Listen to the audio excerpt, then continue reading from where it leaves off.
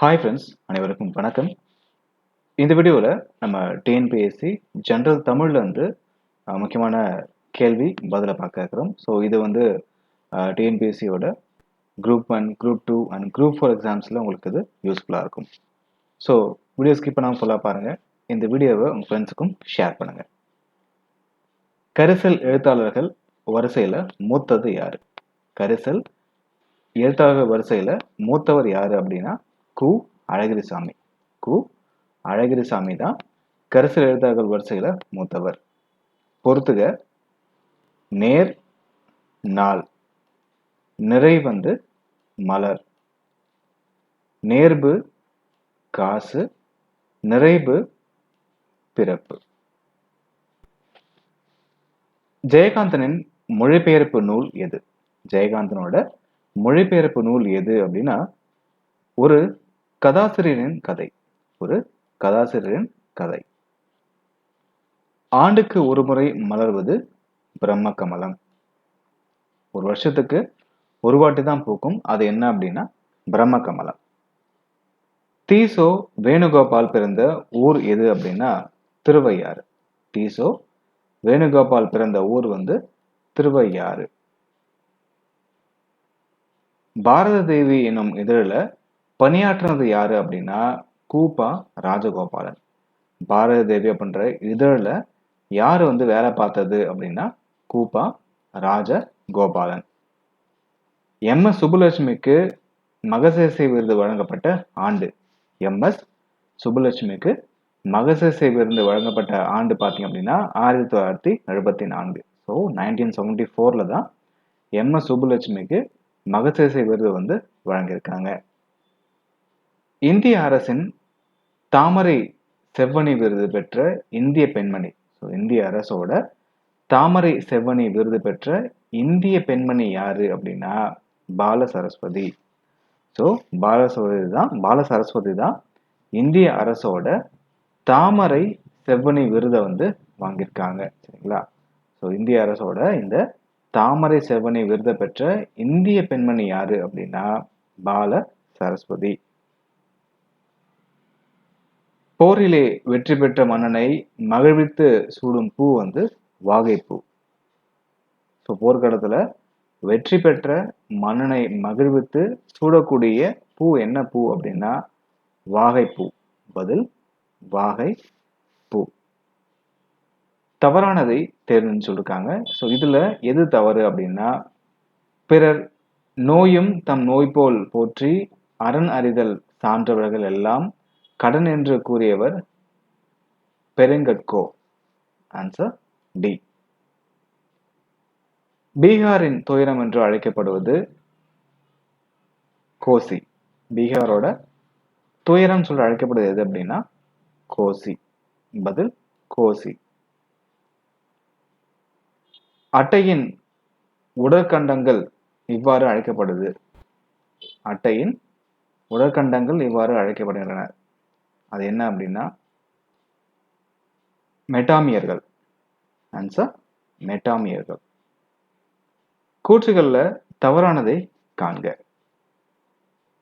தங்க இழப்பயிர் பருத்தியாகும். தங்க இழைப்பயிர் பருத்தியாகும். இது தவறு. கூற்று. கர்நாடக மாநிலம் பட்டு உற்பத்தியில முதன்மை மாநிலமாக உள்ளது. காரணம் கச்சா பட்டு உற்பத்தியில் இந்தியா சீனாவிற்கு அடுத்தபடியாக 2ஆம் நிலையில இருக்கு. ஸோ இது ஆன்சர் பார்த்தீங்க அப்படின்னா கூற்றும் காரணம் ரெண்டுமே சரி. இந்த காரணம் இந்த கூற்றை வந்து கரெக்டா வந்து எக்ஸ்பிளைன் பண்ணல. சரியான விளக்கம் கிடையாது. சரிங்களா? கூற்றும் சரி, காரணம் சரி. ஆனா இந்த கூற்றுக்கு இந்த காரணம் ஒரு சரியான விளக்கம் கிடையாது அப்படின்ற சொல்லிருக்காங்க. Answer B. பின்வரும் கூற்றுகளை காண்க. புதுடில்லியை தலைமையிடமாக கொண்ட இந்திய இயற்கை எரிவாயு நிறுவனமானது மாநில அரசால் நிர்வகிக்கப்படுது.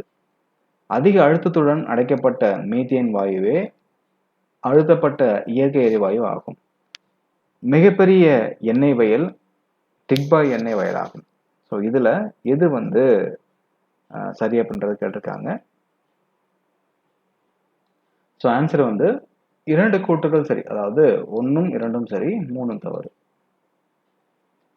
இந்தியாவின் முதல் அணுமின் நிலையம் எங்கு நிறுவப்பட்டது அப்படின்னா தாராப்பூர்ல நிறுவப்பட்டுச்சு. ஸோ இந்தியாவோட ஃபர்ஸ்ட் அணுமின் நிலையம், ஸோ முதல் அணுமின் நிலையம் ஸோ எங்க வந்து நிறுவப்பட்டுச்சு அப்படின்னா தாராப்பூர்ல.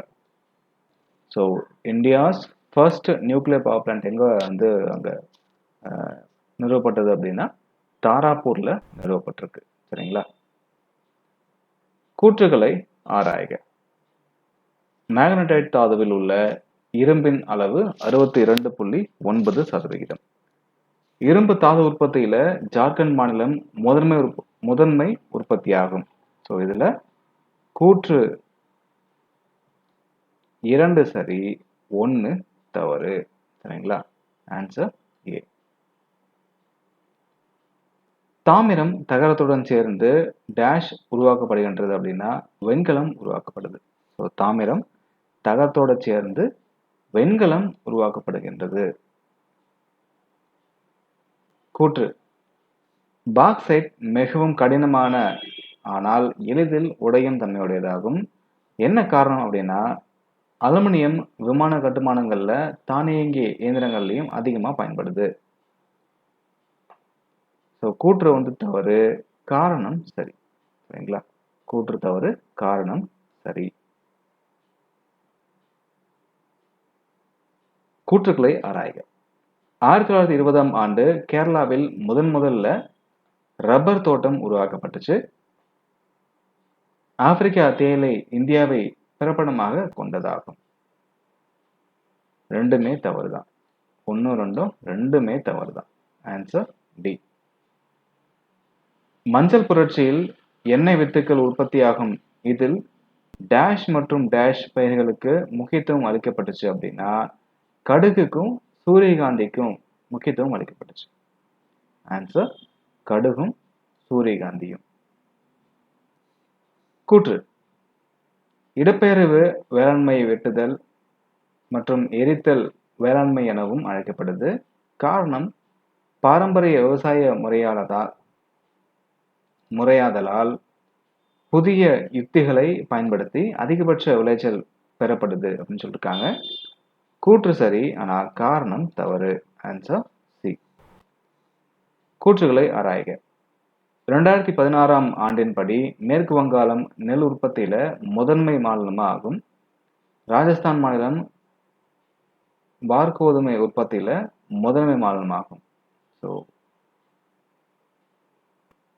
இதுல கூற்று 1 சரி, 2 வந்து தவறு. சரிங்களா? ஃபர்ஸ்ட் சரி, இரண்டாவது தவறு. Answer B.